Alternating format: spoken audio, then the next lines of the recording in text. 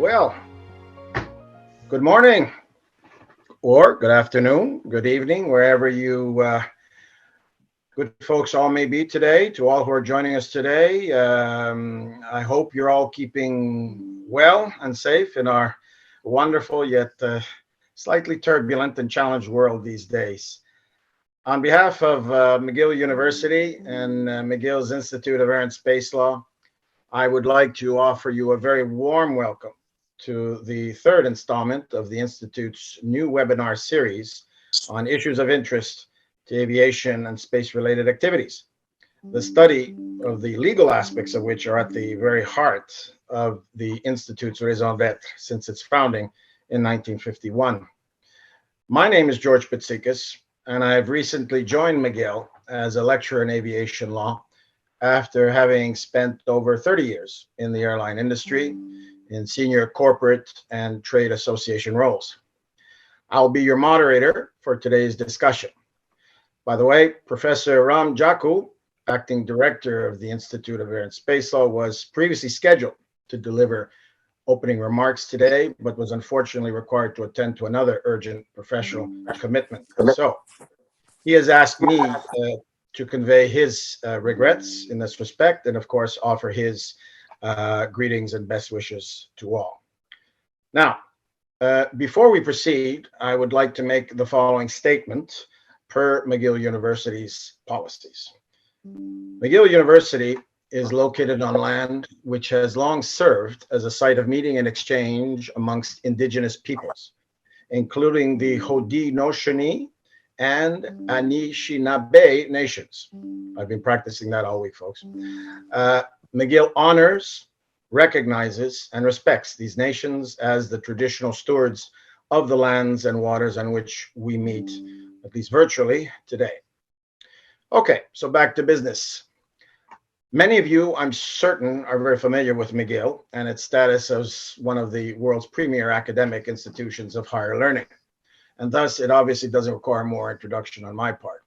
However, not all of you may be familiar with the Institute of Air and Space Law. As I briefly mentioned at the outset, it was founded in Montreal in 1991 and is truly one of the world's leading institutions in the study and research in the fields of aviation and space law. The Institute has produced well over 1,000 graduates over the years who came to Montreal to study from 100 countries of every corner and region of the world. It is truly a global family and meeting place, not far from other major international institutions based in our city, including, of course, the International Civil Aviation Organization, ICAO, and IATA, the International Air Transport Association's head office.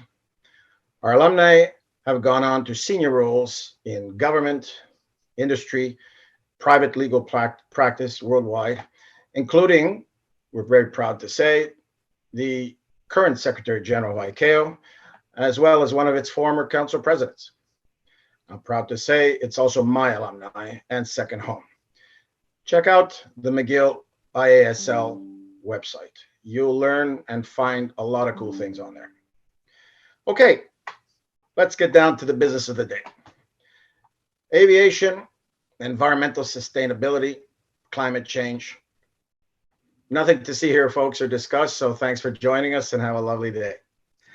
And of course, I am kidding, and believe it or not, before our pandemic-obsessed daily news headlines of the last couple of years, there were other major issues and challenges that preoccupied our governments, scientists, academics, media, chattering classes, glitterati, and most importantly, my Aunt Betty.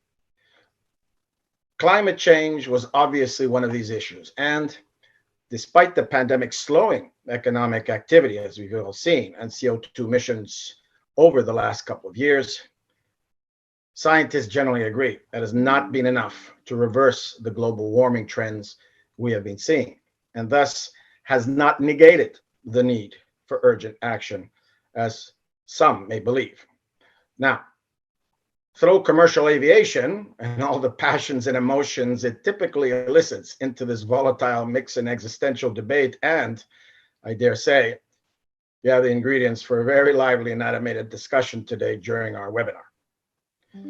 Indeed, to assist me in this regard, I'm very pleased to be joined today by three very distinguished and highly knowledgeable experts in the field of aviation and environmental sustainability from both the aviation industry and the environmental activist NGO sides.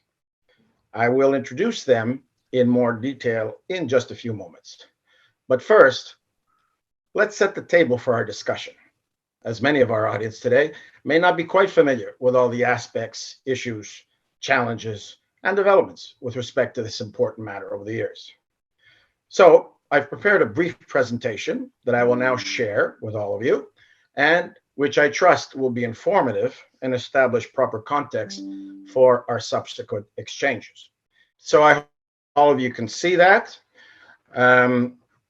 As you can see, that's a picture. As I mentioned, I spent years arguing and advocating on behalf of the airline industry in this very, very challenging debate. And if somebody showed me that picture, I would have said, well, that is bad optics, guys.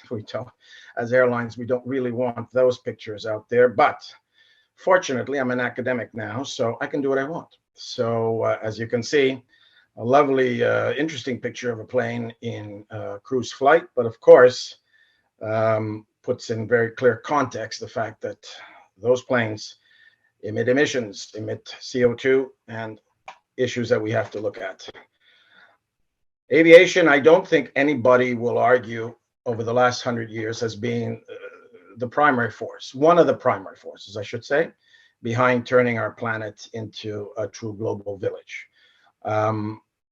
We've done more to connect this world and our Earth over the last 100 years than humankind did in the thousands of years before that. So I think when even Bill Gates, who I'll grant you is not necessarily the most illustrious or recognized environmentalist in the world, but nevertheless not a dummy. When Gates says, yeah, it's right up there with the World Wide Web guys in terms of bringing people together and cultures, languages, ideas, etc. We are, after all, a civilization. So in that along those themes, let's talk a little bit more about what aviation does in terms of the world, humanity, directly supports and enables tens of millions of jobs. We'll see some of the specific numbers in a second, and livelihoods around the world. These are families in every corner of the globe that depend directly and indirectly on the industry. It drives and enables, of course, economic development, trade, commerce, imports, exports, integral element of the global supply chain. And that, of course, includes, as we've seen just recently, especially distribution of humanitarian and vital medical supplies, protective equipment, vaccines around the world. It connects people, families, as we said before, friends, and promotes and facilitates intercultural exchanges and awareness. It is, I think, on that basis, I hope everybody can agree, a force for harmony. And quickly, some of the numbers. Again, the folks who love numbers can spend a little time on this. I won't, but as I mentioned before, this is all pre-pandemic. This is all courtesy of the Air Transport Action Group and the studies and statistics they do in their aviation benefits and beyond packages. By the way, for those of you not familiar, I strongly recommend the ATAG website for people who are looking for good verified statistics on aviation. ATAG works with all stakeholders in the industry, governments, associations, IATA, airlines, manufacturers, etc., and they get a very good picture of what's going on. So Haldane is with us today on the panel. I'll introduce him later, and hopefully he'll buy me a box of cigars for that plug. As you can see, then 87 million pre-pandemic will be the industry will be back. We won't start speculating right now. We won't look at the numbers of the last 2 years, which of course have been highly skewed by what's happened. But as we can see there, the snapshot, a massive economic enabler and engine. and a producer of jobs, $3.5 trillion in global GDP, 35% of the world's trade in terms of goods carried by air cargo, so valued at 6.5 trillion. So as we can see, you also see the breakdown regionally there. It is spread across around the world. Everybody depends and everybody benefits from much of what I'm talking about here. And again, once we move beyond numbers, let's remember it's about people. It's about our communities, our families, job opportunities, bringing, like I said, people together, bringing help to people that need it. It is, again, also about people, because without people, can't work. Aviation is a people business. Now, climate change. We're not going to talk here, guys, about whether or not it's real or not. That's done. If anybody wants to have that discussion, you can do it offline. We're not going to have that discussion if it's real or not. It is. We're going to move on from that debate. We're going to focus on what we need to do to deal with it, because I think these pictures, while numbers can glaze over the eyes very quickly, these pictures do not. And of course, they're horrific, as we've seen. California basically has been in a state of wildfires for the last decade because of persistent drought conditions. British Columbia has had a new phenomenon this year that you heard of called an atmospheric river, a river that literally falls from the sky on them. And of course created disastrous floods, which cut links with the West Coast and the rest of Canada, rail links, etc. Billions of dollars of goods that move in from the port of Vancouver and inland to the rest of Canada, those were disrupted, had to go around a lot of. Anybody who says, well, it doesn't really cost any, yet it costs a lot of money, guys, to economies around the world. And of course, we saw those awful tornadoes that wiped out and killed dozens of people in the blink of an eye just this past December. So we've seen these events before, but we're seeing them a lot more often. And of course, they're becoming a lot more extreme. Okay, so as a result, I don't think anybody's argued that aviation has to stay out of this. They must do its part. But let's have a little context before we go into what aviation is doing. And they're doing stuff. In 2019, as I said, pre-pandemic, we've estimated that aviation produced 915 million tons of CO2, approximately 2 to 2.5% of global emissions, which exceeded, I believe, 43 billion tons in 2019. Now, aviation produced 12% of the CO2 emissions generated by all modes of transportation. So again, a relatively small percentage compared to other modes. And of course, road transport, cars, well, that's obviously the primary source. So again, we have to keep that in mind, because aviation does enable a lot of economic activities and jobs. But that doesn't mean we don't do that it doesn't do its part. But again, perspective and context is important in this debate, especially before we start pointing fingers. I'll talk about that in a few seconds. Modern jet aircraft, just like cars, I guess, over the last several decades have become far more efficient, 80% more efficient than the earliest jet aircraft per seat kilometer in terms of CO2 emissions. And this is something that's important to point out, because one of the reasons that the industry has been able to reduce significantly its carbon footprint over the years, despite rapid growth, or at least control and cap or manage its carbon emissions, is because of billions and billions of dollars in investment in new aircraft, new technology. The industry has put its money where its mouth is in terms of those new aircraft, which of course you don't even have to make an argument for in terms of the environmental benefits, because the primary issue, of course, is fuel consumption for many airlines, for many chief financial officers, fuel being the second largest expense after labor.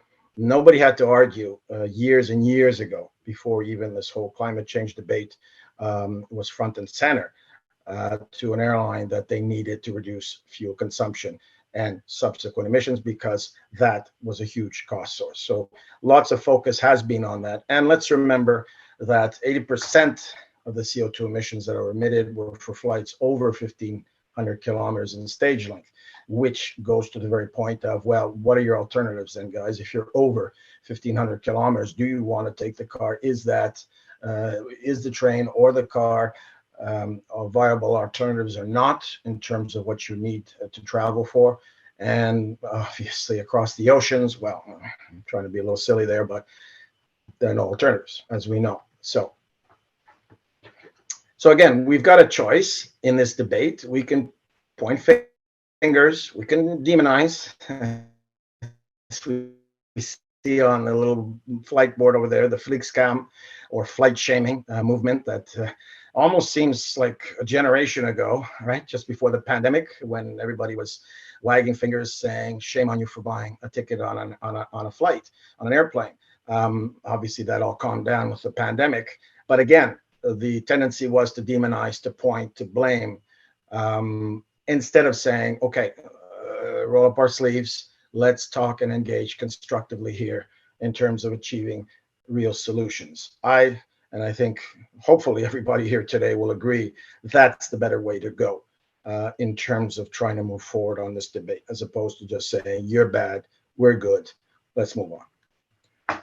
Now, as I said, the airlines have not had to be dragged kicking and screaming to this debate, to this issue, to this challenge. They have had a plan. We'll talk about that in a few seconds. The industry hasn't had a plan. Their objectives are clear now. In fact, at the last IATA annual meeting, the objective was a very, very simple one. Net zero carbon emissions by the industry by 2050. This would align and support the target and initiatives in terms of capping the growth in global temperatures at under 1.5 degrees per the Paris Agreement. So again, the industry is not working in a vacuum here. They are trying to align with other sectors and the global initiatives here to control warming, while being able to keep doing what they do in terms of the economic community benefits that we talked about earlier on today. So some people have said it's no problem. Well, that's not an option, guys. That's not a balanced, reasonable option. I think we agree based on what we've seen earlier. Again, how do we do it in terms of achieving that proper balance? And here is essentially the plan. It's based on what was called originally the IATA 4-pillar strategy. It is essentially going to depend primarily on developing and accessing sustainable alternative fuels, SAFs, as we call them now. It will be dependent on new and improved and more efficient technologies for aircraft engines, operational and infrastructure improvements, better air traffic control procedures, for example, in routings that cut down on unnecessary flight times and deviations or whatever, leveraging new technologies, for example, performance-based navigation on aircraft, which is there now on all these new generation aircraft, where essentially we can cut down on long approaches and make them much more direct, and obviously reduce flight time and emissions. These are all things that that is obviously part of the plan. They require collaboration with other parties and stakeholders. We'll see here, it's just not the airlines that'll be able to deliver this on their own.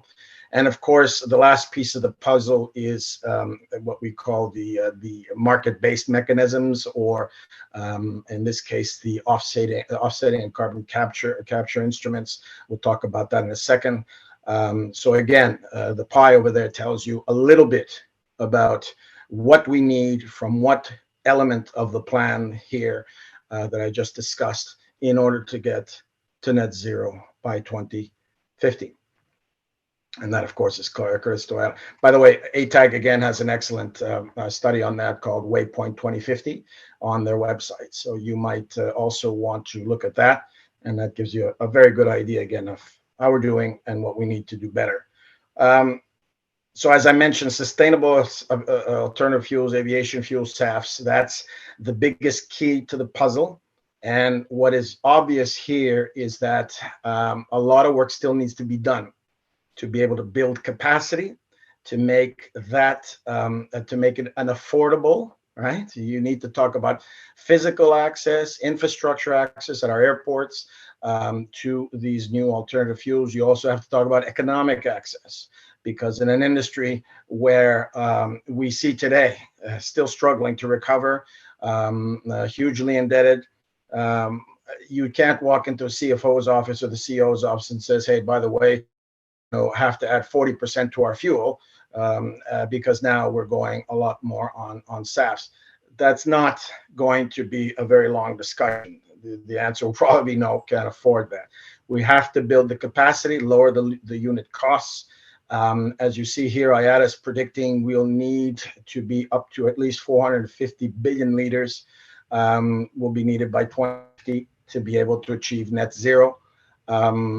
So clearly, there's a lot of work to do, because we're now, I believe, at approximately, well, by 2025, not even 8 billion liters in terms of availability. So that's a lot of work that needs to be done. We'll talk about that a little bit today. As I mentioned earlier, the market-based mechanism, CORSIA. For those of you who are not familiar, CORSIA stands for Carbon Offsetting and Reduction Scheme in International Aviation. You may be aware this was a major multilateral agreement agreed at the 39th General Assembly of ICAO back in 2016. It was supported by over 191 states at the time. Not a lot of things get the agreement of 191 states around the world, guys. So clearly it had excellent support at the time. It is designed essentially to cap emissions and have airlines pay for emissions after a certain baseline, which is now going to be the 2019 year. It was supposed to be, the benchmark was supposed to be 2019 to 2021. But given, of course, the cratering in air traffic in 2020 for reasons which were not normal, it was decided at the ICAO Council that the traffic levels, the emission levels at 2019 would serve as the baseline. So as of January 2021, airlines in the states that have volunteered for the first phase, and there are over, I believe, 75 of them. I think that could be more by now.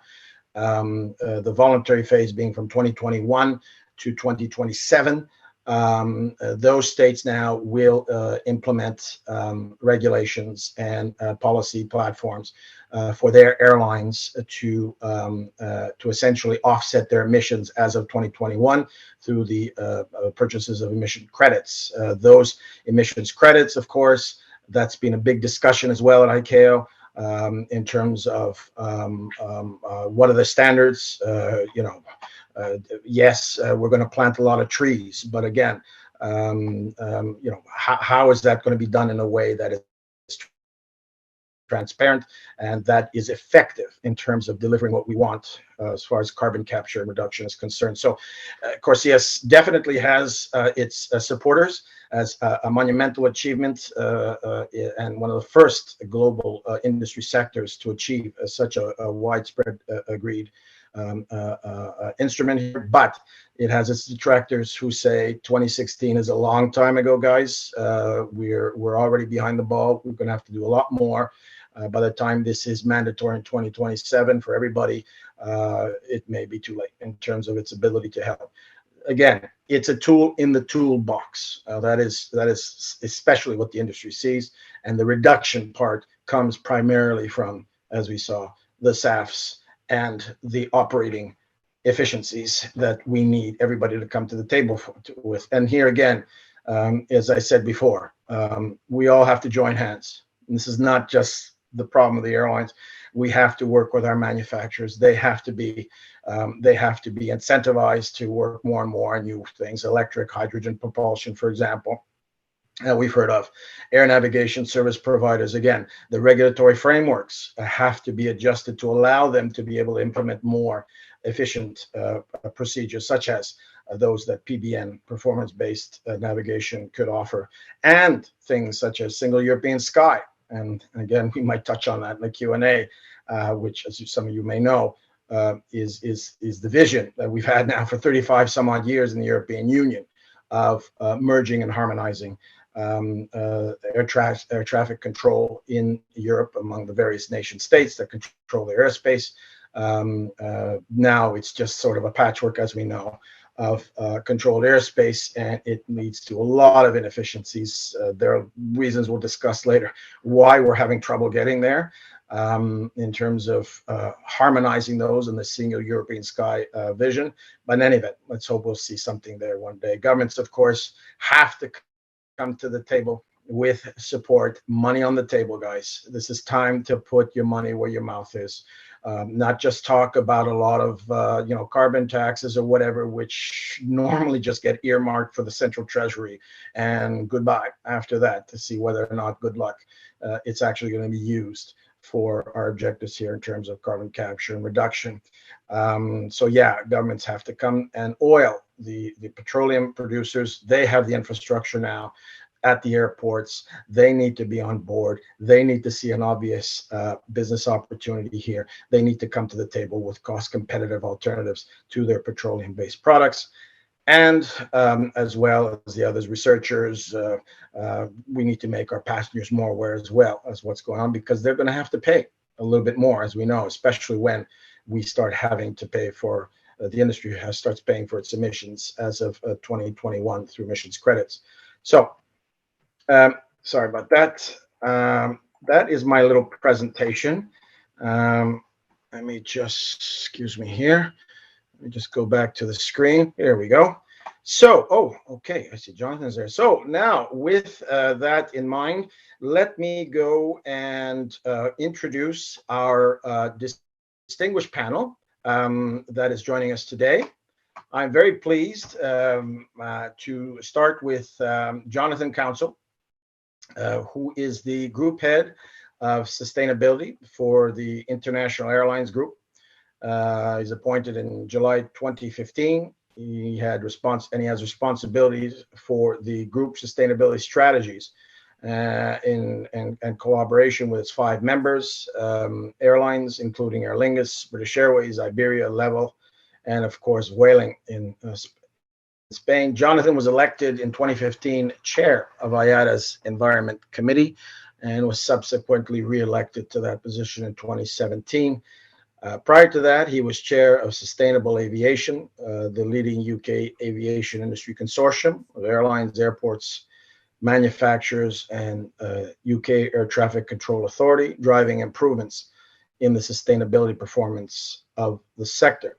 Jonathon joined British Airways in 1999 as General Manager of Procurement and was subsequently appointed Head of Environment in 2007, with responsibility for developing and implementing BA strategies on all issues, including related to the environment, including climate change, air quality, and noise.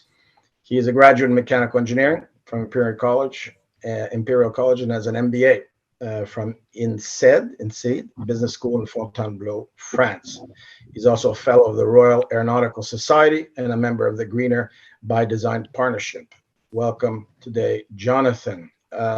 After Jonathon, I have Haldane Dodd that I'd like to introduce to everybody, who is the Acting Executive Director of the Geneva-based Air Transport Action Group, as I mentioned on a couple of occasions before, known almost universally by its acronym ATAG.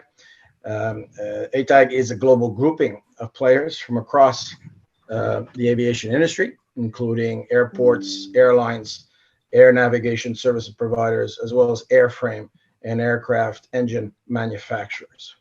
Its mission is to provide a platform in which the aviation sector can work to reduce its climate change impact. Its partners and sources of funding include the Airports Council International, IATA, Counsell, Airbus, Boeing, GE Aviation, Rolls-Royce, Safran, CFM. As you can see, they've got them all on board here, guys, and working together. All the key players in aerospace, aviation aerospace.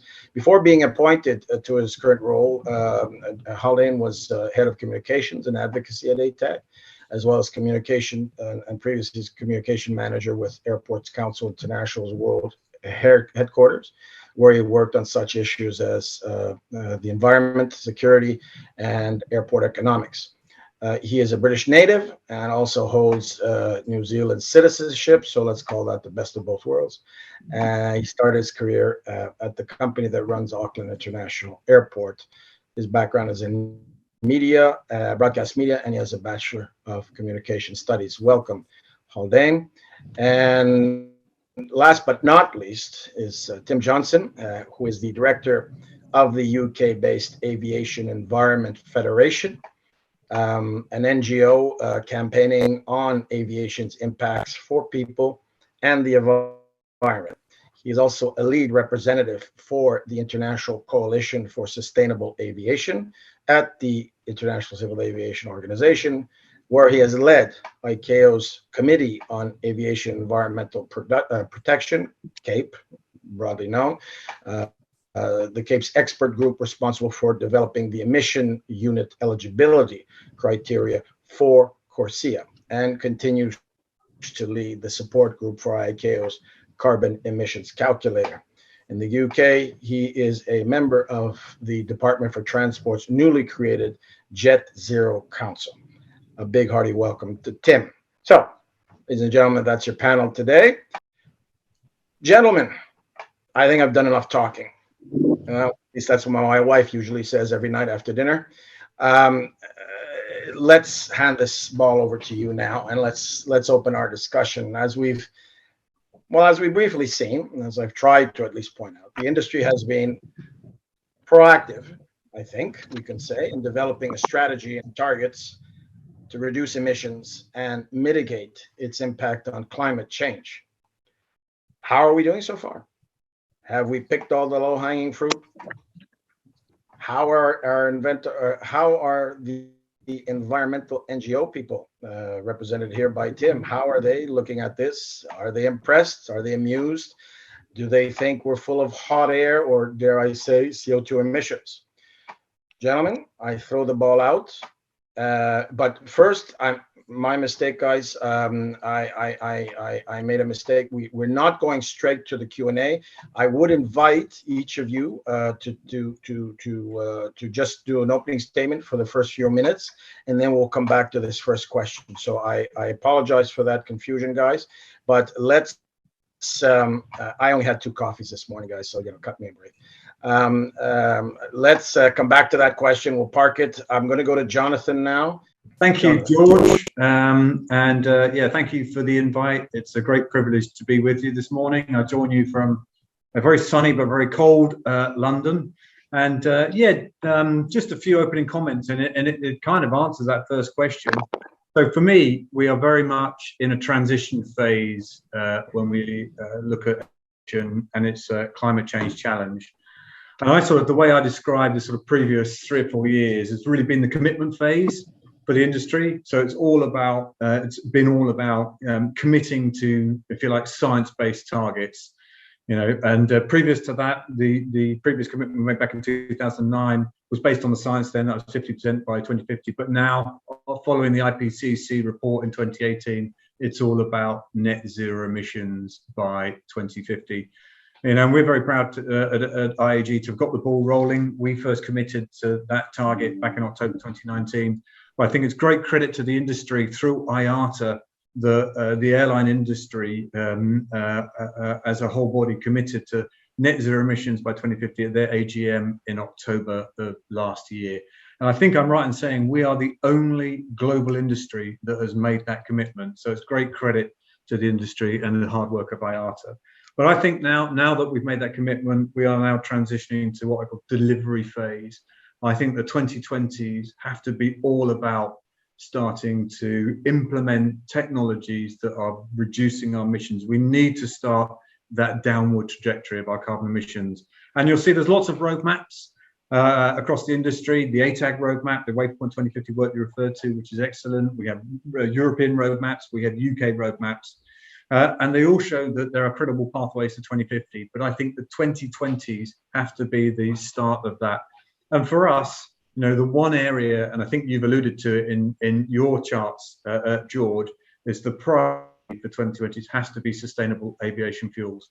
I mean, we will get to zero carbon technology in the 2030s and 2040s, like hydrogen-powered aircraft and hybrid electric aircraft. But the 2020s is about sustainable aviation fuels. The technology is available today. It's now all about building those plants, getting the policy support, getting that investment, and getting those plants built. And we think with the right policy support, we could get to 10% SAF by 2030. Now, some people say that's not enough. Believe me, 10%, I mean, just 2 or 3 years ago, we were talking about 1 or 2% by 2030. So 10% is a big leap forward. It represents 30 million tons of sustainable aviation fuels. Put that in context, that's 300 plants. But as I say, if we get the right policy support, we can get there. And of course, that's the first step.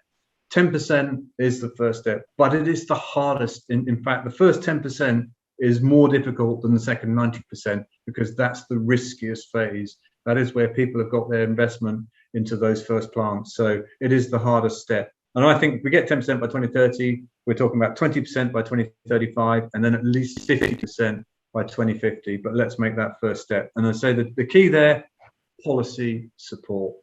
And we have seen some moves. We know the EU are looking to introduce a mandate, as are the UK.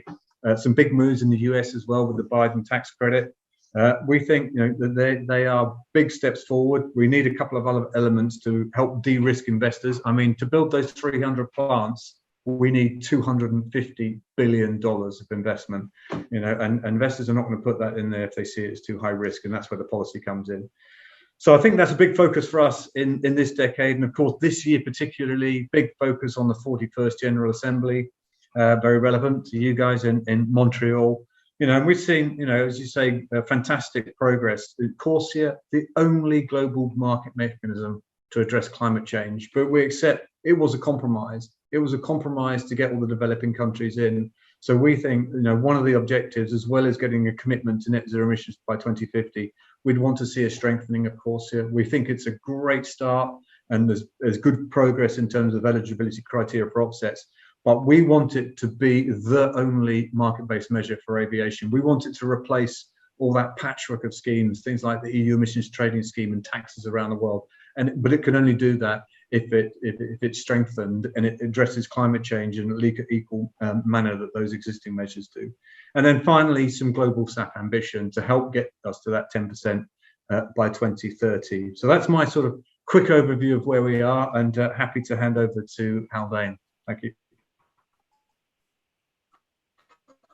Thank you, Jonathan. Appreciate that. Haldane. Excellent. Well, thank you very much for having us along, and thank you to McGill also for putting this on.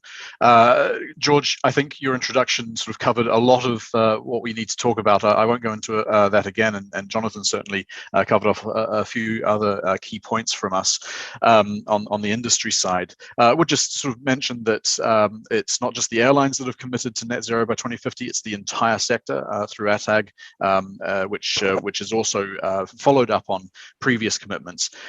This is certainly nothing new for the Air Transport Action Group. It's certainly nothing new for the industry. We were one of the first industries in the world to have goals, short, medium, and long-term goals back in 2009. We strengthened that last year with this net zero commitment, of course, but it's not something that we have only just come across. I would say, however, that despite the fact that we through and still going through a little bit of the worst crisis in industry history, we have also seen a rapid acceleration just in the last 6 to 12 months of commitment on climate action as well. You wouldn't have thought it when we first started hearing signs of industry shutdown and slowdown back in 2020, but that at the same time as we were going through a huge amount of pain, we were also making sure that our commitment to climate action was continuing and also strengthened. I've been very excited in the last 2 years to see the shift in developments. And as Jonathon was saying, it's gone from a sort of commitment phase to a real action phase to the fact that we have seen a doubling in offtake agreement commitments by airlines to sustainable aviation fuel. The number of new projects that are going on at the moment in new technology is just unfathomable 2 years ago, 3 years ago. And this is sort of looking at electric, looking at hydrogen, looking at increasing the efficiency of existing aircraft as well, as we've always done as an industry. We'll see how much of that ends up being commercialized and coming into the system eventually. But the fact that we are struggling to keep track of all the different projects that are taking place, of all the commitments that are coming out to SAF is a really good sign, actually, because it says that there's so much action taking place. Big question, is it enough? Are we seeing enough action to meet the goals that we've set ourselves as an industry, which are incredibly challenging for an industry with our profile? Or are we sort of falling behind already? And I'll leave Tim to sort of give us a sort of external view on that as well. But I would say that we do need more commitment. We do need more commitment from within the industry for sure.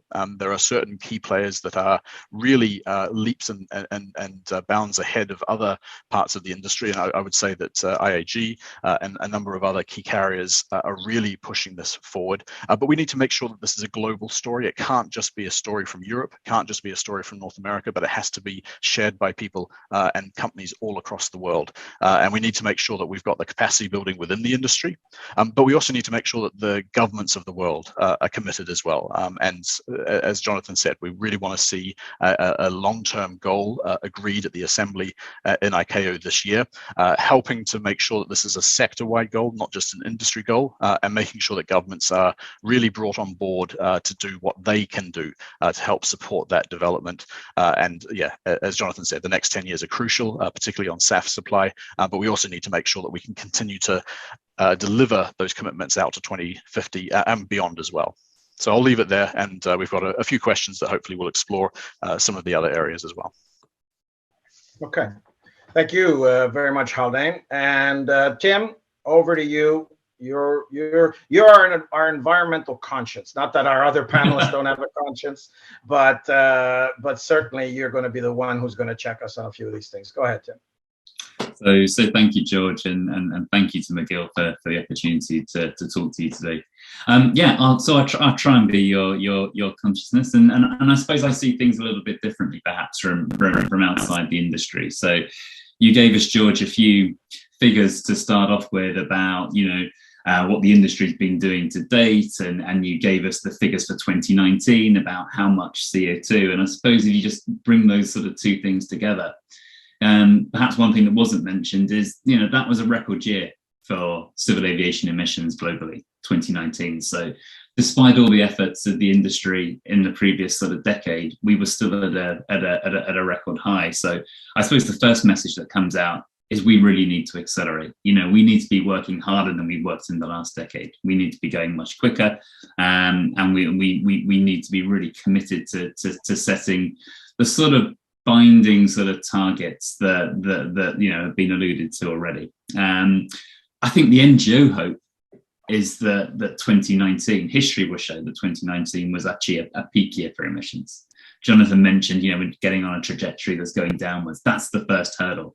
We've got to stop climbing, we've got to peak, we've got to start going back down the other side. So I think that's really the expectation on our side. But I think I was struck by words that Jonathon and Haldane used about, we're in transition, things are changing, and I would very much agree with that. So I'm not going to talk so much now about the past. I'd like to talk about three things that I think are going to happen moving forward. There's a very rapid change in outlook, and you reminded us, George, again that that there was this debate in 2019 around the world. There were climate marches, there were climate emergencies. People were starting to to realize more than ever that there was a need for change across our economies, and it really has facilitated a very rapid change in outlook and perception. 3 years ago, we were at the tail end of the ICAO assembly, and it felt that it had been a very hard fight, one that was supported by industry in many states, but a very hard fight, even to make sure that we kept a long-term climate goal on the sort of table for the next ICAO assembly. And yet here we are, 2.5 years later, in the run-up to that next assembly, almost thinking that anything short of an agreement on net zero is going to look like it's not enough, because we've seen so many states, so many sectors, so many companies within the aviation sector adopt that as a target within the interim period, that it seems to be the only language that we have. So, we've seen a very rapid change in attitudes, and I think because of that, there are three things moving forward I wanted to highlight. I think we're entering now in the aviation sector a more accountable era.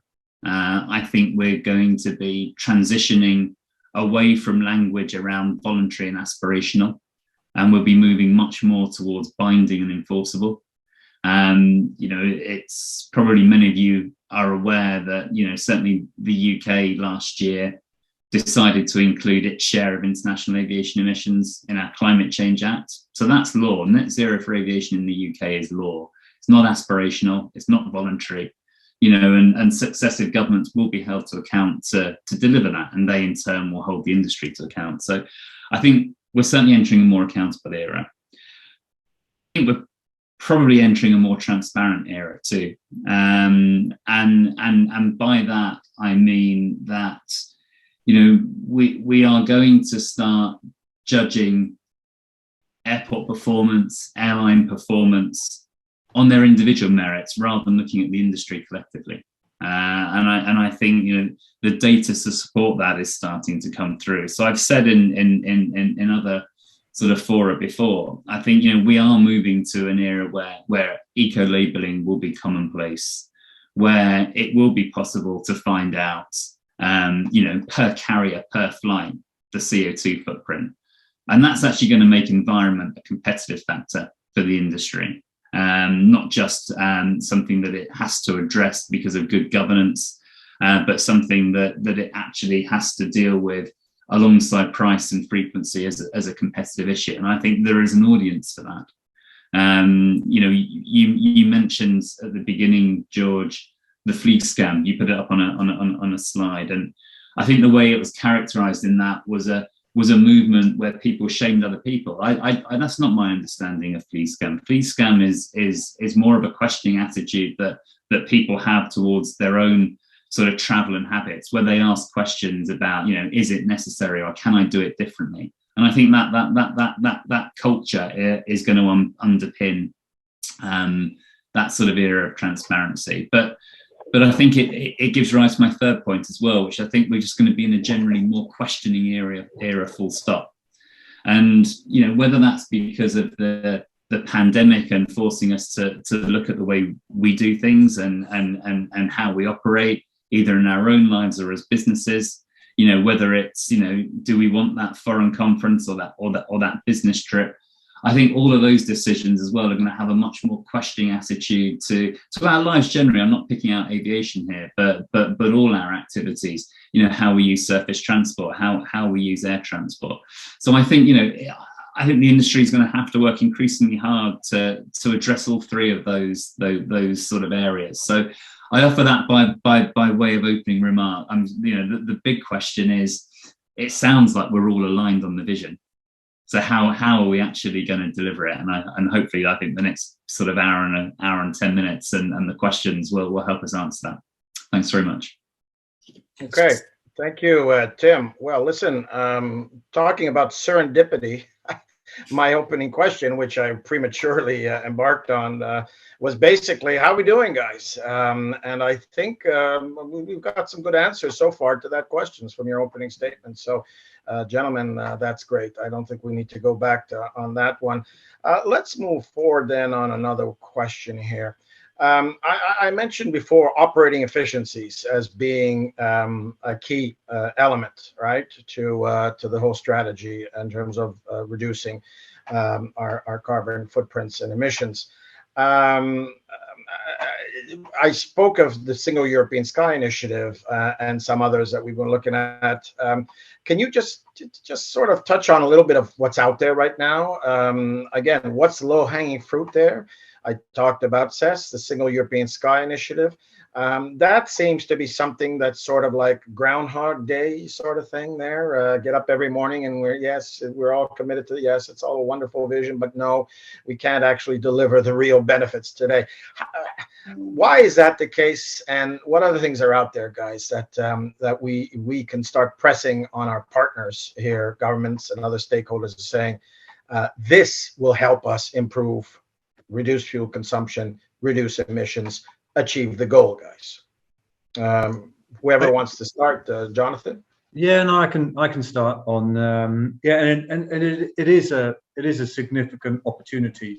I mean, our estimation, if we could move to best practice air traffic management within Europe, we could save sort of overnight 10% of our carbon emissions, which is about 18 million tons. So it really is a very significant prize. And there's no reason why we shouldn't do it from a technological point of view. You know, the aircraft technology, the air traffic control technology. So there's no reason why we don't do it. It's about political will, yeah. And we know there's a challenge there. You know, it's about sovereignty of airspace, and it's about, you know, because ideally, I mean, currently we have sort of over 30 air traffic control authorities across Europe, and of course every country wants to maintain control of its own airspace, and also they have air traffic control facilities with jobs. So there's jobs and sovereignty. We understand all of that. To be fair, there has been some progress, but it's just way too slow. I mean, there's this progress to move to functional air blocks. So rather than have the 30 air traffic control authorities, you can move to 6 or 8 functional air blocks. So you're getting some sort of, but it's just way too slow. And I think that climate change has to trump all of those hurdles that I mentioned. And I think it's incumbent on all of us to put pressure, you know, on our political leaders that they no longer can stall progress on getting this significant reduction in our CO2, which is, you know, relative to some of the other things, the billions of dollars we've got to invest in sustainable aviation fuels, hydrogen-powered aircraft. This is relatively straightforward and can be done quickly. So it's about political will. So, and let's put pressure on us to get it done. Maybe just to add to that, George, before when you were introducing us, you talked about the Waypoint 2050 report. And I'm not going to go into detail into that. People are free to download that and have a look at our vision of how we could potentially get to net zero by 2050. One of the things that's included in that decarbonisation strategy, if you like, is the operations and infrastructure part of the question, alongside technology and sustainable aviation fuel and so forth. When you look at it in 2050, we think that around about 7 to 10%, depending on the scenario, of efficiency or emissions reductions can come from operational and infrastructure efficiency. And so it's small as a percentage of the whole, but the important thing here is, as Jonathon said, the ability for us to tap into that now and the early action that can take place immediately. And that's important because we can start doing that today, but it's also important because the more efficient we make our airspace, the less degradation you have of airspace going forward, because as traffic increases, you can make sure that efficiency doesn't degrade over time. So there are a couple of key important parts of the discussion there. I'm just going to leave it there on the operational side. I don't know if Tim has got some thoughts there as well. I need to say that we very much support the operational improvements en route. I mean, I think, you know, that goes without saying. And I think, you know, we're as frustrated as you are when it comes to the delays. If I could just sort of deviate off slightly and just put in a slight plea that when we talk about sort of operational efficiencies, it's not just en route. I mean, it is in terms of sort of local airspace management as well. And Jonathon, you mentioned political challenges. I mean, that I see remaining a political challenge. You know, the sort of below 7,000 feet management. While there's still a very strong rationale for wanting, aircraft to minimise track miles and minimise emissions, this is where the noise issues start coming in as well. Where planes fly really matter to the communities that are underneath.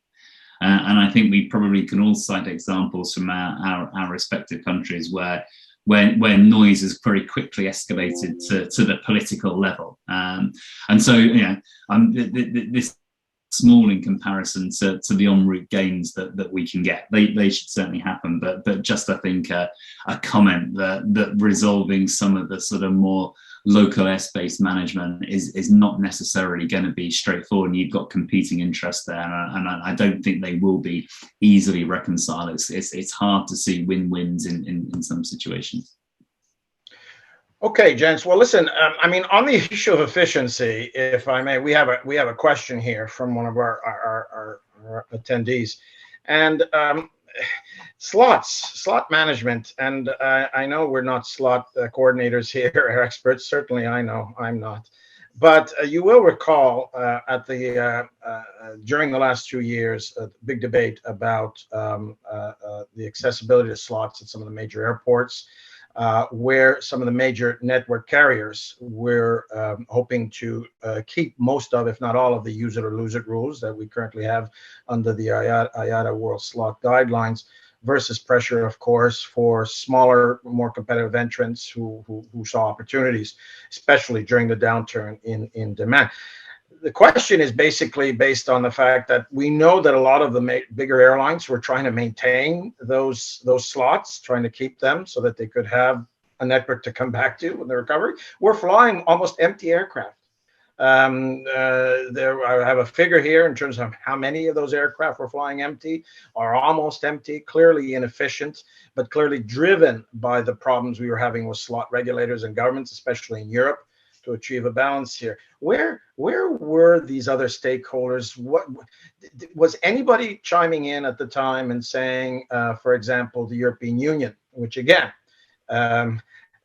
has a tendency to sort of lose the big picture, the forest for the trees time, guys, where we were saying, guys, why are we forcing these guys to fly empty planes now? And why are we forcing them to make the choice between empty planes so that they can maintain network integrity versus, no, don't fly empty planes because you're spewing emissions into the atmosphere for no real good reason? Anybody want to comment on that issue? Because I know, we all anecdotally heard about a lot of these planes flying very, very not very full to be able to hold on to their slots. Yeah, George, I'm not an expert on slots, but I totally agree. I think there was a complete loss of common sense here. That forcing airlines to literally fly empty aircraft, not even scheduled aircraft, they're not even available, just to maintain those slots, is clearly bonkers from anybody's point of view. And my current understanding, there was a bit of flexibility around that because that's in nobody's interests. But there is still the example where that is happening. So I think people need to see the big picture, and the priority has to be we shouldn't be creating emissions when there is no need to do that. So the only other thing, I know there's been a lot of talk around interfering with the slot allocation mechanism. I think generally the view is the auctioning mechanism is, I think most people's point of view, works well, because essentially what you want to ensure, a slot is a scarce resource at an airport. So you want to make sure there is most economic use of it, and it seems to be that an auctioning mechanism drives that. But and I know there's talk about maybe we should include some environmental conditions in that, and everything I've seen just makes that incredible. I think environment issues should be. We talk about a patchwork. We really need a global approach. Why it's so important that we deliver as much as we can through ICAO. That's the way we get the maximum coverage on emissions, and it's harmonized, and we avoid competitive distortion. What we don't want is individual airports actually start driving separate mechanisms. So that would just be my thought on that particular issue. Okay. I'd very much support everything that Jonathon said. In fact, I saw this week an NGO started a petition of the UK government to say, drop even the 50 slot rule that's temporarily in place to the end of March. because given current traffic levels, it's still problematic for airlines. I mean, it is crazy that we're flying near empty aircraft. So I mean, I think certainly supports the need to look again. But yeah, I think slot reform seems long overdue. I know it's complicated, and I know airports and airlines have reasons to be cautious, but also perhaps overall welcome the opportunity to think differently. Slot auctioning certainly makes sense, and I like, Jonathon, the tying in to perhaps, you know, emission or noise characteristics as well. So it's not just who can pay the most, but who can actually deliver the best efficiency and the best use of that slot from an environmental point of view. I think these are areas where, you know, I'm assuming that as the visibility of the climate challenge rises, will perhaps refocus politicians' minds on some of the everyday things that we need to do. It's not just about the big measures, it's about looking at these sort of issues. And I would add, from my point of view as well, the tankering issue. I would say it's also perhaps, you know, I know you have to keep a certain amount of fuel on board for safety reasons, but I think there's good evidence to suggest that airlines, to save costs, sometimes take more than they need just for safety requirements. And I think focusing on that and focusing on slots are additional ways that we can look at the operational efficiency questions that aren't solely related to the airspace challenge. Okay. All right. Well, thank you for that, gents. Appreciate your input. Let's move on now. We talked again about it's all in, guys. We have friends. The industry has friends. The airline industry, for example, as we mentioned before, is working primarily through the ATAG function, ATAG's mission, to try to achieve common objectives, common strategies, and obviously common and obviously real solutions. Haldane, over to you then. Can you tell us a little bit more about some of these initiatives you're working on within the ATAG group these days, and give us hope that you know, airlines do have friends out there. It's not just about one or the other or whatever, but we do have a common approach and strategy here for a lot of the players in the industry. Oh, and we absolutely do. I think that the mission, particularly, you know, now that we've strengthened that to net zero by 2050, the mission is aligned. We know where we need to go.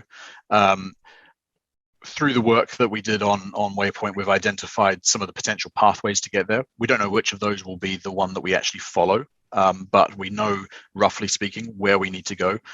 There are opportunities from new technology, and we can discuss that a bit later on, of course. We should research every possibility as long as it makes sense. And then, as has been referred to a few times, it's about SAF, and it's something that we can do today. We can start working on it today. And if we're going to get the quantities that we need by 2050, we really need to wrap that up pretty quickly. And that's not just about partnership within the industry, although, as I said before, you know, we need to see more airlines investigating their opportunities that exist there. We need to see other players also play their role as well. So one of those areas is with government and setting the right policy environment. It's not going to be the same everywhere in the world. Different governments have different ways of approaching some of these policy questions, and so we need to make sure that those are sensible and actually help give us long-term certainty.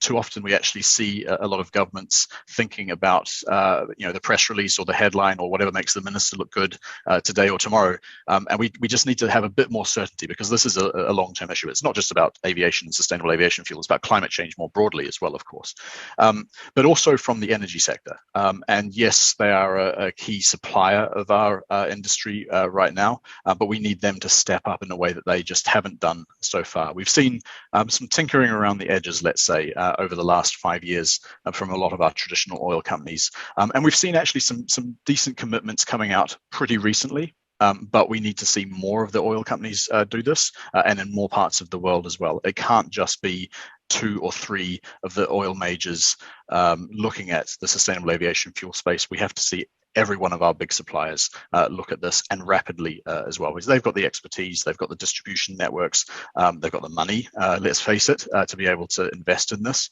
And so we are going to need to see partnership from them in a way that we just haven't seen so far. Well, is that where governments can play a role, Haldane, in terms of a little bit more of a, let's say, gentle coercing, I like to call it? Maybe sometimes not so. Maybe sometimes not so gentle either. A lot of energy companies are government owned, or at least government stakeholders. So we can see some push there. I think it's very important to make sure that it's the right push, though. That we don't see. What we often see with governments is the easy solution, which is either put in place just a mandate or a blend mandate and we move on, or a tax and we move on. It's easy piece of legislation to write and put in place, but does that actually create the long-term certainty or the long-term build-up that we need to see? It takes a lot of extra time, it takes a lot of extra meetings and coordination between the industry and the energy companies, but actually the outcome would probably be much better if a bit more time was taken and a bit more of a robust review was done in that case.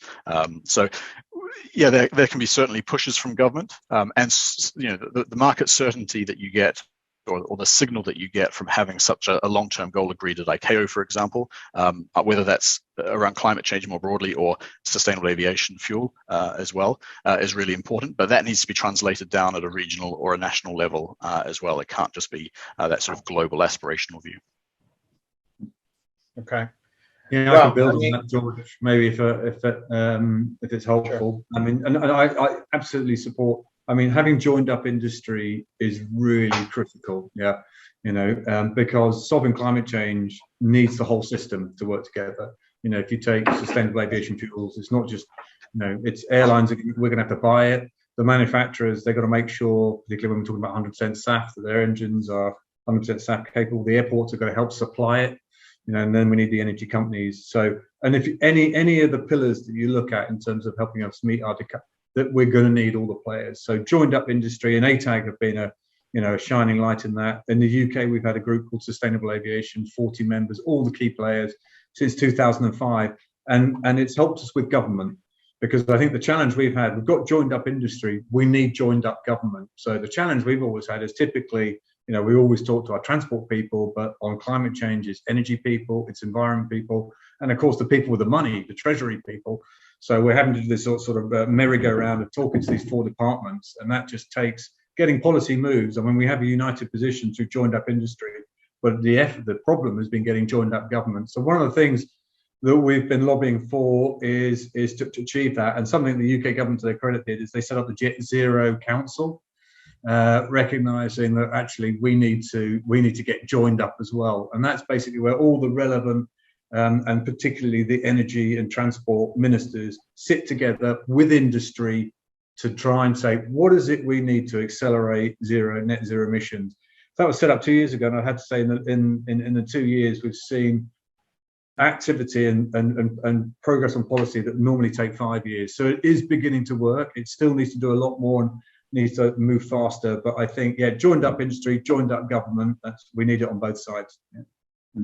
Okay. Tim, you want to say something? Yeah, well, maybe I'm saying the same thing in some ways, but I guess you referred to the friends, George, and I guess what's sort of clear to me, I think, is our circle of friends needs to get a lot bigger, and I think it sort of became sort of evident, when we were sort of going through the design of CORSIA, that we had all the parts of industry and government expertise and NGOs talking about a topic where there was already existing expertise, and we thought we need to tap into that carbon market expertise. We need to be talking to these people too.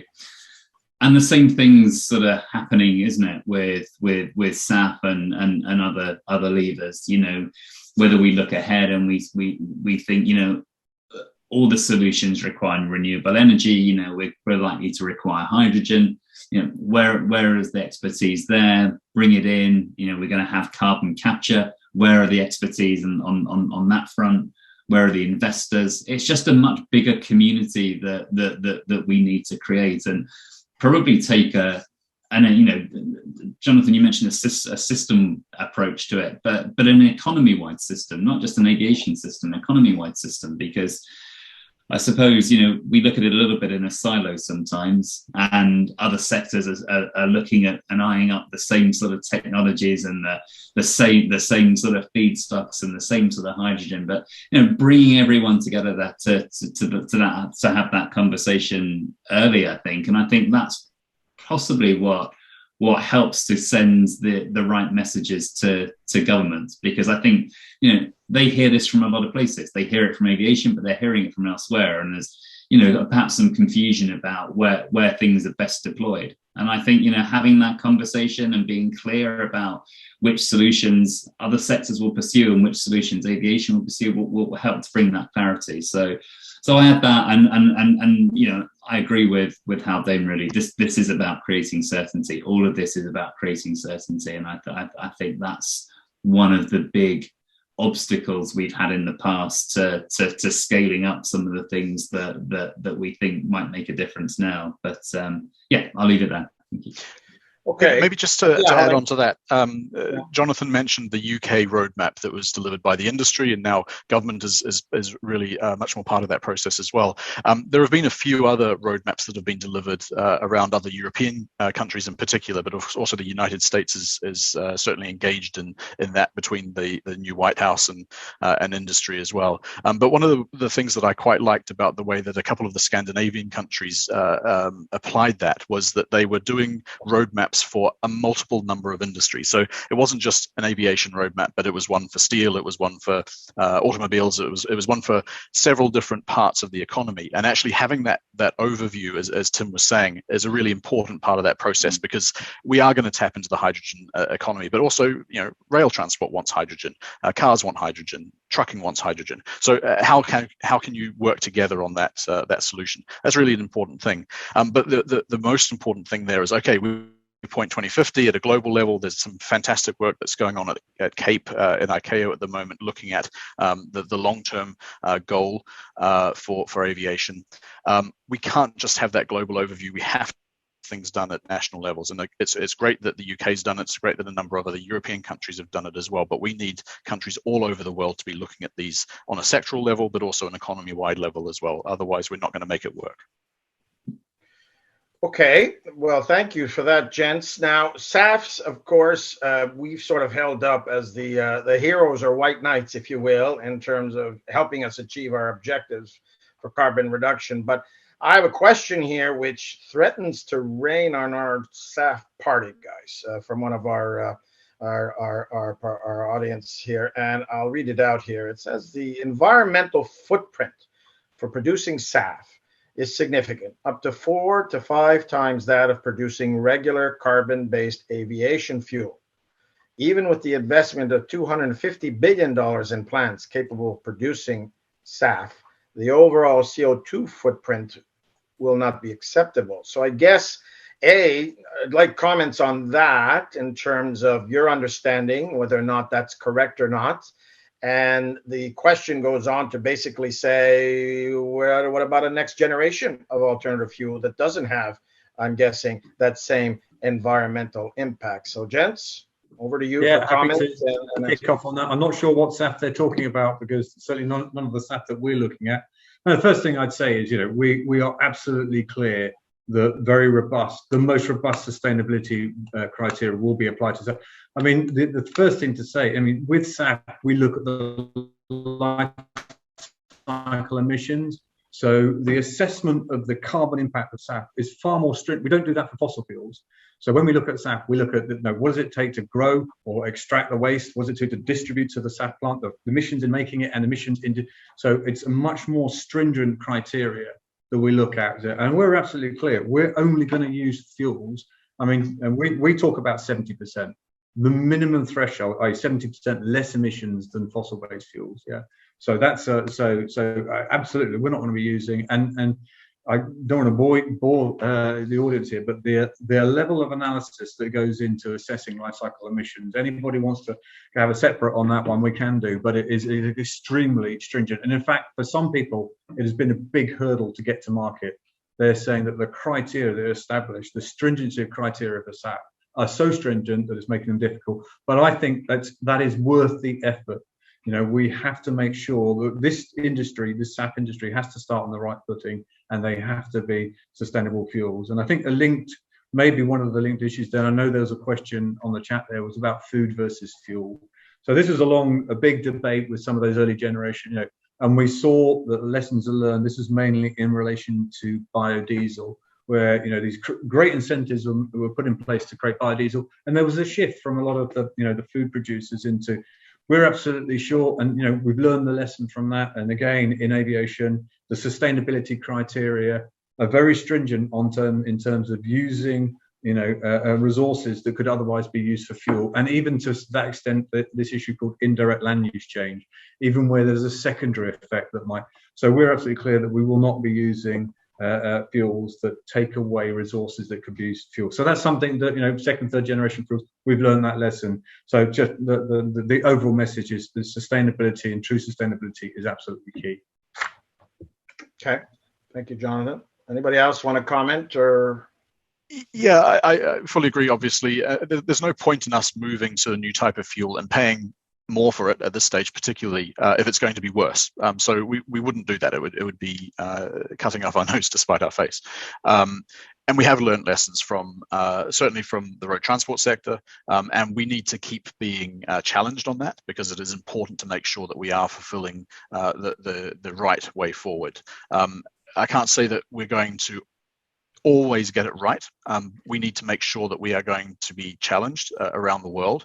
But all the work that's been done so far, all the airlines that have been using SAF so far, particularly the big offtake agreements, have really put in place some fairly stringent criteria on what type of fuel they're able to use. And we need to make sure that continues as we start deploying this fuel everywhere in the world. The work that's been done within CAPE and within the ICAO context under CORSIA has delivered actually some pretty good sustainability criteria for the type of fuel that can be used. And of course, the other important thing to mention is that this fuel is going to evolve over time. We're not going to continue to use the same type of fuel we are today in terms of sustainable aviation fuel, but that will evolve. Things like power to liquid will become more of a commercial reality, and we can start tapping into those resources. And then, of course, moving to true zero emissions fuels, potentially through hydrogen and so forth, that brings another energy source into the mix. Okay. Yes, Tim. So first of all, I entirely agree with the importance of having the sustainability criteria, and in fact, you know, the UK NGOs that have been engaging in the discussion around what's an appropriate mandate for SAF use in the UK, we're very keen to say to government, we want to see the sustainability criteria before we start talking about volumes, because what we didn't want to do was to drive a discussion that led to unsustainable production. Not that the industry had indicated that was the case, but just, you know, that we just wanted to make sure those guarantees and safeguards were in place. So that's critical. I suspect, you know, I don't know the source of the numbers that came from the question, but I think a lot of this may come from the assumptions you make about what it may be like. So let's talk about future SAF, and you know, we've had mention of power to liquids from Haldane. Let's take that as an example. A lot of NGOs are supportive of the development of power to liquids, but conditional on two things. One is that you have green hydrogen rather than blue hydrogen from some fossil fuel use.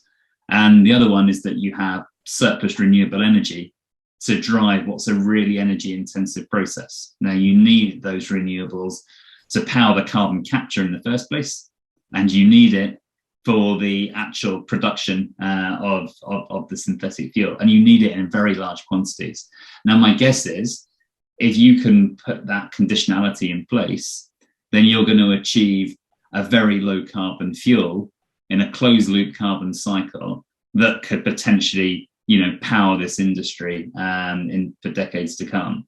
If you don't have that renewable energy requirement, then you get a very energy intensive process. And so I suppose depending on your standpoint, people could throw around big numbers or they can throw around really small numbers. But what it comes down to is, the sustainability criteria, but the conditionality around how you actually produce these things. And if we get that right, then I think we can support the low fuels. But it's not a given. We've got to work quite hard to get that infrastructure in place. That's a big ask for the economy and for governments to bring in a green hydrogen infrastructure, to bring in a carbon capture infrastructure, and to bring in the production facilities. So we let's not underestimate the scale of the challenge, but potentially it's something that we can all want to and agree that we should be working towards, and I think will deliver genuine low carbon fuels.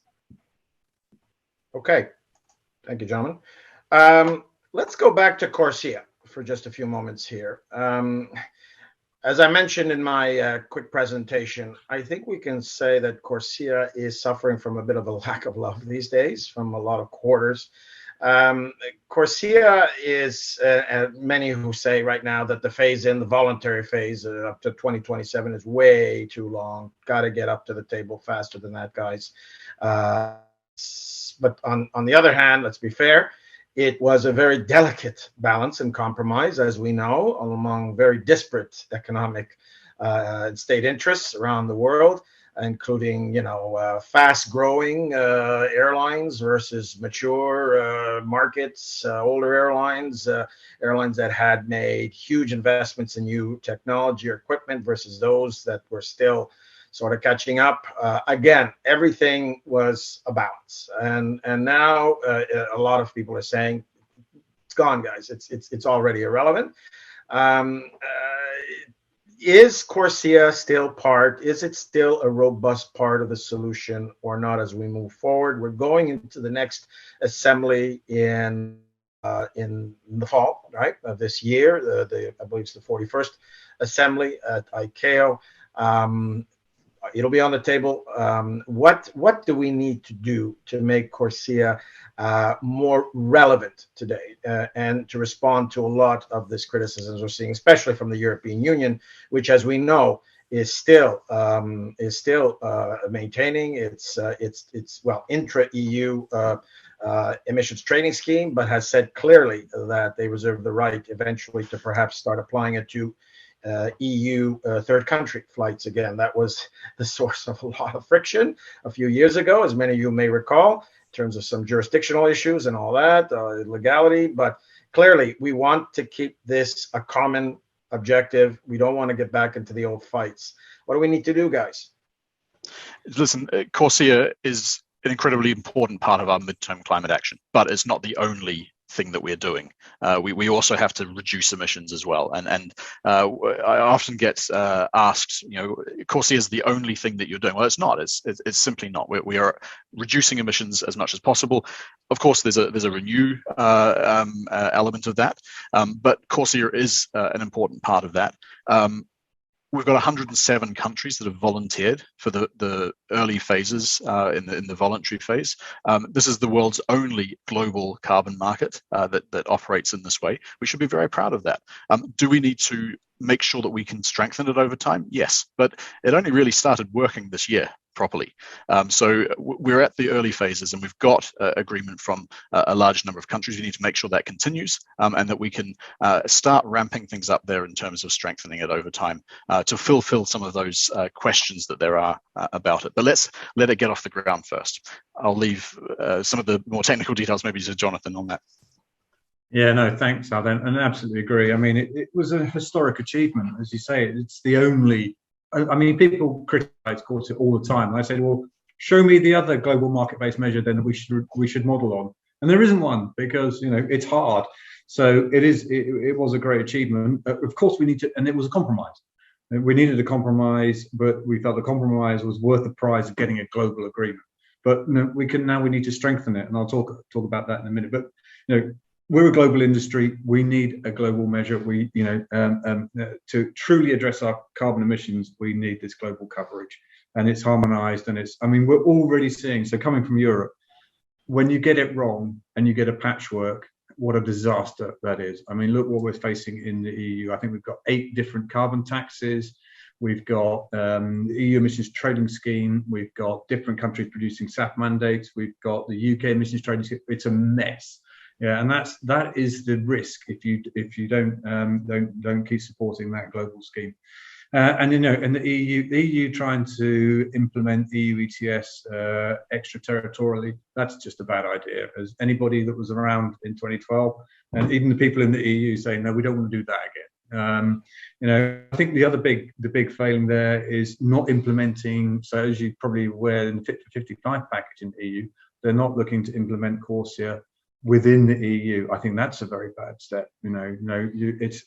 Inter-EU flights are international. They should apply CORSIA. Now, I accept that they want to do the EU ETS at the same time. We believe there's a mechanism where they can coexist without sort of double counting on carbon. So that's something we want to see. But yeah, what do we need to do to CORSIA to strengthen it so that it eventually does truly become that global mechanism? Well, I think, for starters, beyond 2035, I understand why that was one of the compromise issues. It was 2035, but clearly we're going to need a mechanism beyond that to deliver net zero emissions by 2050.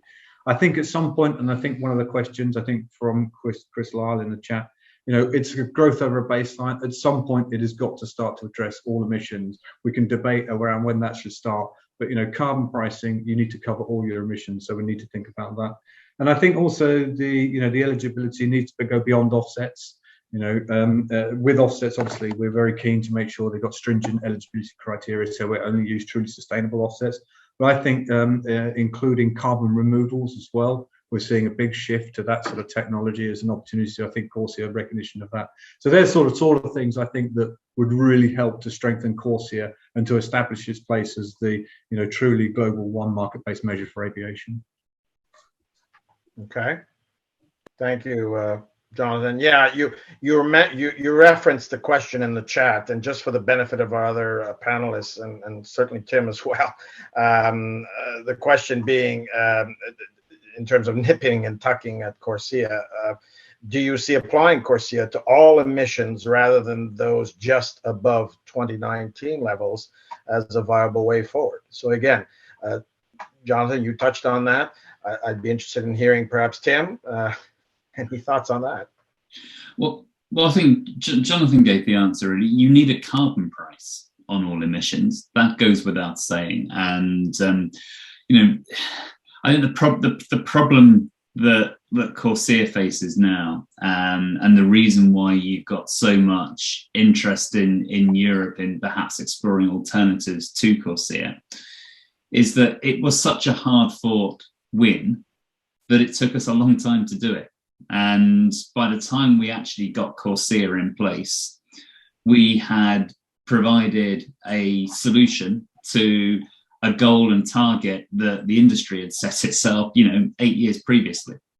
And in that time, environmental ambition, especially amongst European states, had moved forward, and therefore expectation had. So you no longer had a tool that did everything that those states wanted and needed. And so other tools have been developed to make up the additional effort and the additional ambition. And then you get into conflict about whether you do hybrids or whether you do one or the other, and that's the situation that we're in. But you come back to the central question here is, if you can make CORSIA deliver the ambition that states need to meet their commitments, then it has a future. And what needs to happen? Well, certainly I think it does need to have a carbon price on every ton emitted. That goes without saying. I certainly agree with Jonathon that I think, we're sort of moving away a little from offsetting as a solution. And we're talking more about removals, whether they're natural-based solutions or whether they're things like direct air capture. Now, that direct air capture sector needs investment. Aviation needs solutions. It could well be that CORSIA is a sort of financing mechanism that can bring those two things together.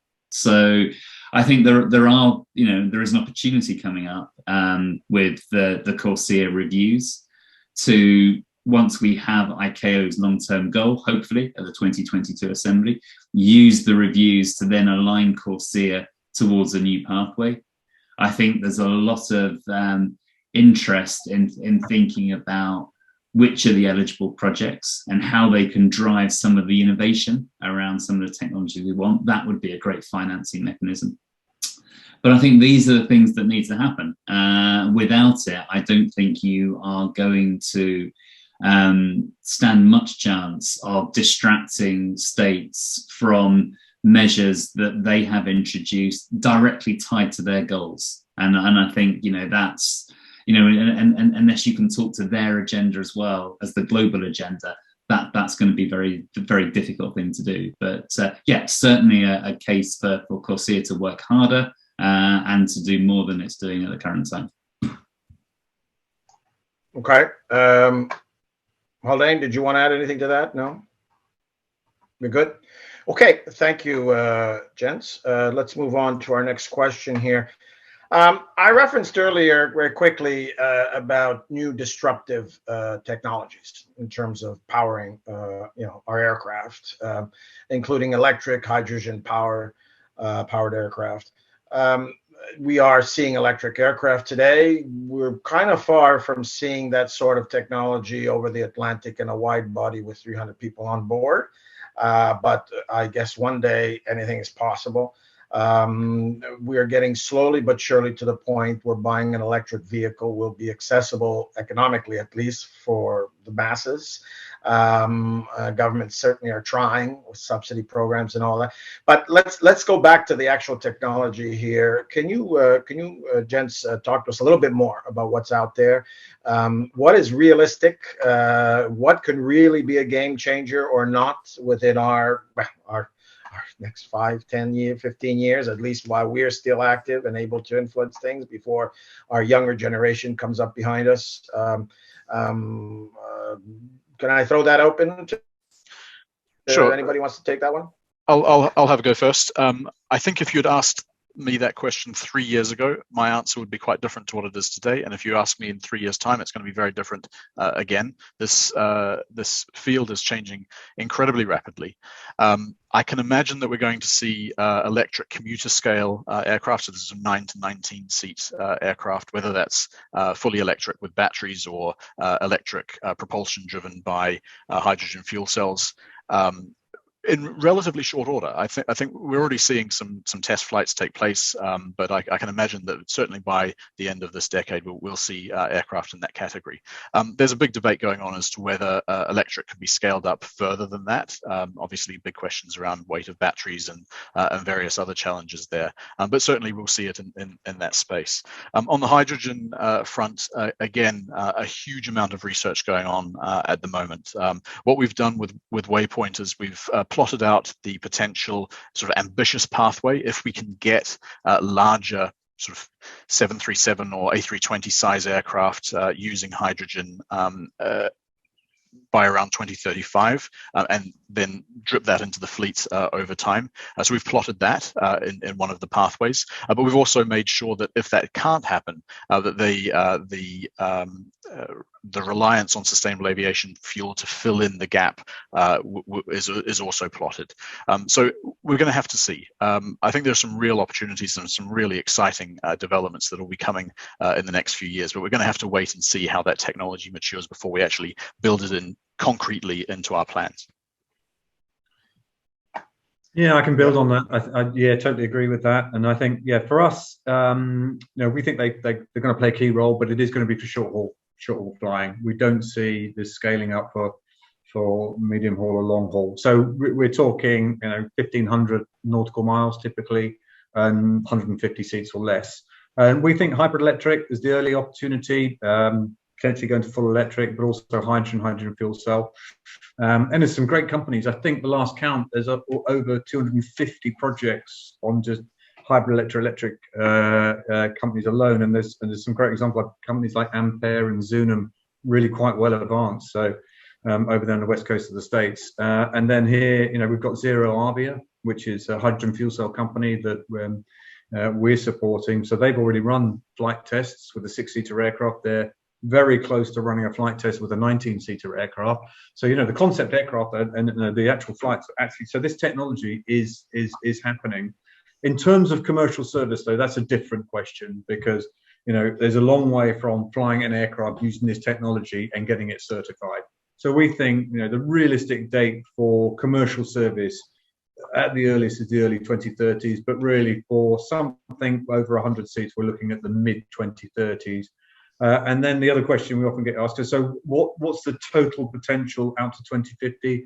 The number that we hear most commonly is about 20% of all aviation capacity could be on these technologies by 2050, recognizing that their role really will be predominant in short-haul flying. Okay, thank you. Tim, anything to add on that? You're on mute. Yes. So I suppose you hear a lot of reactions from NGOs about sort of rainbows and unicorns, and that shouldn't mask the fact that I think we all get quite excited about the prospect of zero carbon flight, and it's actually good to see the demonstrators and the projects underway around sort of electric and hydrogen propulsion. In fact, we're part of an initiative with World Economic Forum and Cambridge University and McKinsey's, are trying to accelerate these technologies. It is something we want to see. But Jonathon, I think you mentioned it. It's the difference between the technology examples and being ready for commercialization, and let's not get too carried away by it, that we are, if you like, a little bit distracted from some of the near-term challenges. And that's not only around SAF, but it's around the market-based measures and the other things that need to happen. So we're progressing it. It probably is for tomorrow rather than today. We're likely to see it on the small regional markets first. I mean, there are plenty of examples of geographical areas that are characterized by islands and short distances where perhaps we'll see electric very soon. We'd be pleased to see all of that. But I think our key point is just not to get too carried away with thinking that it's here and that's the future. To the point that I would say that, yes, although it may be a couple of decades away before it reaches commercialization at scale, well, there are things that we really need to be doing today to prepare for it. And that starts with, Jonathon mentioned certification. Well, our certification requirements for electric and hydrogen likely to be different. Are the CO2 and noise standards for electric and hydrogen likely to be different? We need to be exploring these now in order that if the answer is yes, we can't just pluck off what we already have on the shelf. We need to develop something new, that we actually develop them in time, that we're not actually delaying further introduction when these technologies reach maturity. We have the regulation and we have the certification procedures that will pull them through. So yeah, I'm with that degree of caution I mentioned, very keen to see us continue to explore novel propulsion. I'm very keen that we think in that wider sense about what do we need to do to support it, and that should include, for example, the work that airports are doing around their own infrastructure, and what does the airport infrastructure look like to support these technologies. It's not just about what flies in the sky, but they're going to need to refuel and then they're going to turn around quickly. How do we do that? And what does the airport of the future look like in terms of its capacity to store and actually deliver these fuels to gate in timely fashion? So I think there are lots of questions around that and around the economics that we need to be getting on with now. Okay, maybe can I ask Tim a question? Do you think that we are being as industry over-reliant on the unicorns that you mentioned before, that we are sort of relying too heavily on that to meet our long-term goals? How do you think that we're sort of balancing that at the moment? It comes through quite strongly, actually, in some government roadmaps, I think, more than industry roadmaps.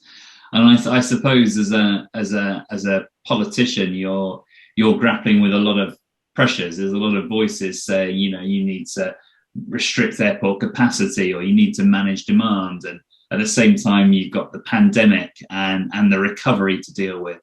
And you've got an industry saying you need to invest in SAF.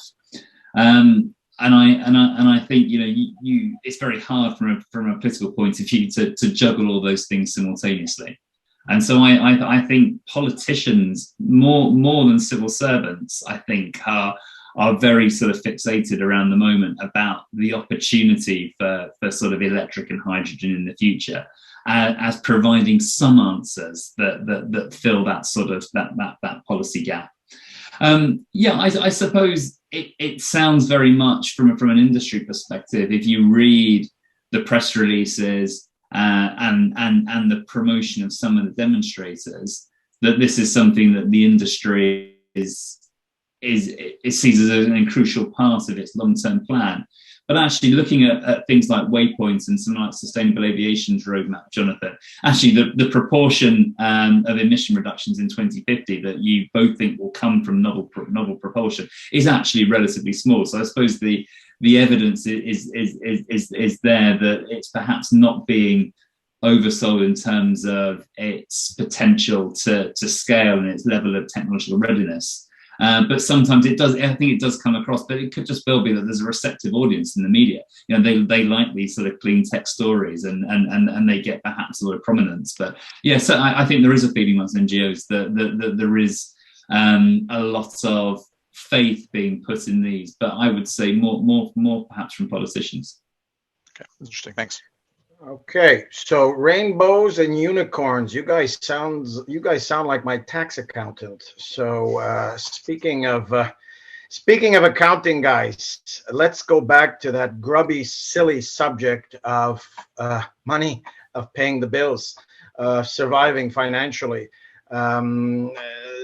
Not much point to any of this if it's not sustainable financially for airlines who have made a lot of commitments here to move forward. How are we going to pay for all this, guys? You know, in the height of the pandemic, I mean, we were making, as we've seen just now, the commitment to net zero 2050 and all sorts of other commitments as industry. When I was chair of the Industry Advisory Council at IATA, I almost wanted to send a case of beer over to Jonathon and say, guys, can you cool it? Because I'm not so sure we can, you know, we're talking about patients in intensive care here a lot of the times in terms of some of these airlines. We know the recovery is going to be choppy, to say the least. It'll come, but it'll be choppy because we're seeing all the bumps in the road right now from Omicron and the rest. Is this ultimately something that will be sustainable from our customers' point of view, from basically financially for airlines over the long term? Yes, we've heard it's a good business case to be made, to be able to say we are doing our part to especially to younger travelers who are worried very much about what they're doing to the environment as they travel. But again, this is it's complicated, it's expensive. Is it realistic as we go forward? I think I'll start with Jonathon because again, I'm not sure if you got that case of beer I sent you, Jonathon, to sort of like yeah, it was great. Thanks, cool down there. Sorry, I didn't. You guys to calm down there over an environment. Next time in Canada, I'll repay okay. the. So, but yeah, no, and I think we've seen a complete transformation in the thinking of our CFOs. No, for us, investment in sustainability, it's about the most positive NPV business case you can deliver at the moment. Now, accepting that you're going to be paying for your carbon. Yeah. Now, our view is that it's just a given that, you know, climate change is real. The only way to address it is carbon pricing. So we're all it'll take some sectors a bit longer to get there, but we're all going to be paying for our price of carbon. And you can look at the various numbers around where you think that's going to get to. Here in Europe, UK, we think the numbers you hear, $100 a ton by 2030, probably double that by 2040. So once you set that as the premise, which, I mean, if you're not going to be paying for carbon, you won't exist. So I think you're on safe ground. Investment today in low carbon technology is a positive investment. I'll give you an example. We do this with sustainable aviation fuels, and I think you'll see it from a number of companies. Why there is now a real surge to try and secure SAF now. Now, we always talked about SAF is expensive. It is expensive today, but you can model and you can look at any renewable industry. It always starts expensive because you're at low scale, and you haven't done the learning curve. Every single renewable technology has this curve where it comes down, and we're seeing it even with the first few plants of sustainable aviation fuels. So what we do, we have this neat little chart says when's the cutover between the price of SAF versus fossil plus carbon. Now that, for the last 5 years for us, that's always been, in the late 2030s. So we're going to need to make that investment. We don't start getting returns. So with all the momentum we've seen in the last couple of years, because it's all about the way you get down that curve is build plants early. So you get scale and learning. We now think that's going to be the early 2030s. So, so then you think about, well, at that point, we're only going to be in low percentage mandate numbers. So you can wear that investment, but the returns you're going to get are multiple of the investment you have to make. So we think, this is, and now our CFOs are saying we need to spend more on SAF now because they see the long-term business case. And I think once people sort of wake up to that, this is when we start to see this thing move really quickly. The investment case, the business case for doing early action is for me irrefutable. Okay, thank you, Jonathan. There are probably, I don't know the number off the top of my head, I haven't counted it, but 15 or 20 airlines that have taken some major offtake agreements on SAF at the moment. We hope that's going to shift quite significantly over the next few years, and the path towards more parity will hopefully become closer as well. As Jonathan was mentioning. But I think that the drivers here are incredibly important. We are being demanded to shift our carbon profile by our corporate customers and by our passengers. And it's happening more and more, and not just in the traditionally sort of climate conscious parts of the world, but all over the world. And that will continue. And so it's going to be a key driver for our industry to make sure that we are able to say we are reducing our emissions overall, not only from the customers that fly with us, but also our institutions that invest in the industry as well. It's a key part of their strategies going forward as well, and government regulation. We are going to have to do this, so we're going to need to figure out how we fund that. But this is going to be a reality for us. Okay, Tim, did you want to add anything? Final word. Well, it's just a big question, isn't it? Who pays? And I think there is a case for governments helping. I think with some of the seed funds for infrastructure and getting things going, but ultimately it is a cost that I think industry will be bearing. And Jonathan, it's pleasing to hear what Jonathan said about accepting, the carbon price on every ton. Let's not think, in the aviation in the UK's emissions trading system at the moment, trading around sort of $75, dollars per ton. And so these sort of numbers are in the sort of 3 digits that we used to sort of slightly recoil from when we heard them a few years about, aren't that far away from being a reality. And so, I think it is a cost that airlines are adjusting to. I suppose the thorny issue here is, as we talk about the cost of, the cost of hydrogen or the cost of electric or the cost of SAF, it's always, the comparison is always going to be the relatively low cost of kerosene. And I expect, the other way of looking at this problem is, is the cost of kerosene going to rise? I don't mean in terms of oil prices, but is one of the ways in which governments start to create a sort of level playing field is to increasingly tax kerosene. And I don't say that lightly. We all know it's on the agenda of the EU. There's a proposal to have a gradually progressive kerosene tax on intra-EU flights.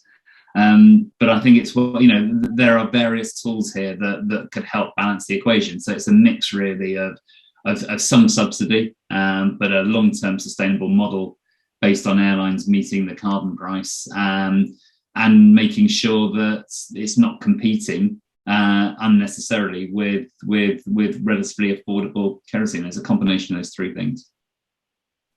Okay. Thank you for that, guys.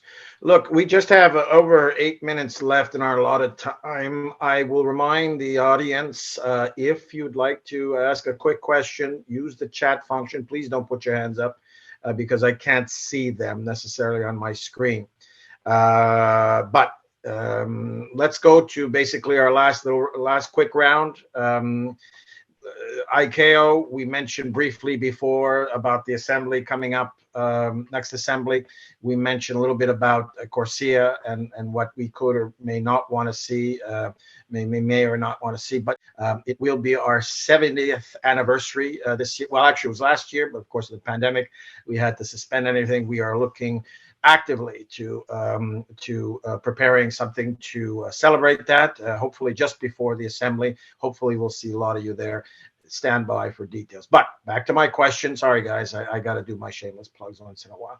Back to my question. Top 2 wish list, guys, from the next assembly. From me, definitely number one is getting a long-term goal agreed at the ICAO assembly. We've got an industry goal. We need a sectoral-wide goal, as I've said before. That's my first and my second mission for the assembly, for sure. It's going to be challenging. Listen, getting an agreement between 193 countries on anything is challenging. When you add in all the political complexities, the economic, the equity complexities that come along with questions of climate change, then it becomes even more challenging. But it's something that we need to do, and something that certainly the industry would like to see coming out of the assembly. Yeah, and I agree totally with that. But I'll add two extra then. So strengthening of CORSIA. Really want to see CORSIA, thrive as the global market measure for our industry. And I think we do that through the strengthening, through the things we talked about. The other is global ambition on sustainable aviation fuels. Really, I think the 2020s, there's a huge opportunity now to, and in fact, the only opportunity to really get our emissions on a downward trajectory. So let's do that. And I'm going to make it 3 out of 3 on the long-term goal. I mean, I think that goes without saying, brings us back to what I think we all referred to in our opening remarks. It's critical, I think, that ICAO is able to talk about its goal for the industry and set us on that pathway. So my second one is linked.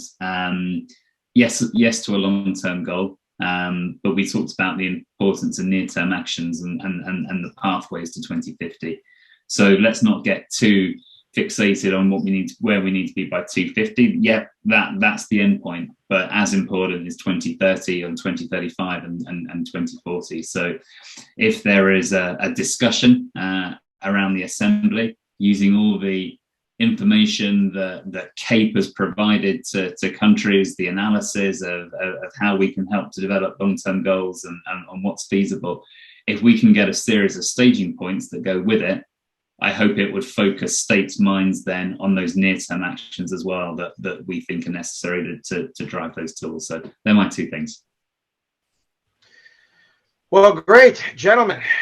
The aircraft has landed and is taxiing to the gate right on time. I wish to first and foremost thank you, genuinely express our appreciation for you participating today. It was excellent discussion. Thank you very much. We know you're all very busy. We wish you the best of luck in your endeavors to work for our planet, work for the future and future of our younger generations. So great job and thanks again. I'd like to thank also some of the folks at McGill who helped put this all together, Maria Manoli, Maria D'Amico, among others. Don't want to miss anybody, but thanks to them. And of course, thank you to all our participants who attended today online. I hope you found something interesting here. I think, I've got to believe you did. A lot of good stuff out there, I think, that we put forward and discussed. And again, we're here to, as an institute, as an institution, McGill and the Institute of Air and Space Law, we're going to be more and more out there to try to do what we can to inform, educate, because that is the prescription for proper policy debates, guys, not ignorance, as we all know. So thanks again, guys. Stay well, stay healthy, be careful out there, and have a great rest of the day. Thanks, George. Look forward to seeing you in Montreal for that case of beer. Yeah. Thanks, George. Thanks, everybody, as well. Yeah, thank Thank you, you. everyone. Thanks, Tim. Bye now.